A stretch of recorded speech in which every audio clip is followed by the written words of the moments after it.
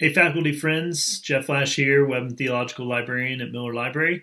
Just wanted to give you a quick tutorial on finding permalinks so that you can post stable links to articles and ebooks in your Moodle courses.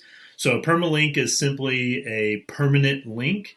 So oftentimes a web URL will change as they make changes to sources and kind of relocate them potentially on servers. And so, what a permalink is a link that remains the same no matter what they do with the location of the actual source. So, these are the sorts of links that you want to use when you're posting links in Moodle. And to find those, they're in various places in different databases, so it'd be hard to show you all the instances of that. So I'm just going to show you what it looks like in Summon, and then you can find almost all the sources in Summon. And if you're in another database, you can kind of at least know what to look for. So in Summon, if we were doing a search for immigration here, I've got it in another tab.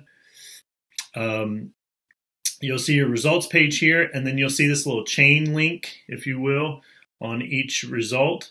And you can click the chain link, and it gives you this shortened link, and you can just copy that and then paste that into your Moodle course. And again, this is a more stable link than just pulling it out of your web browser at the top somewhere. So anyway, that's the quick version of it. Hope that's helpful and will keep your students from finding lots of broken links.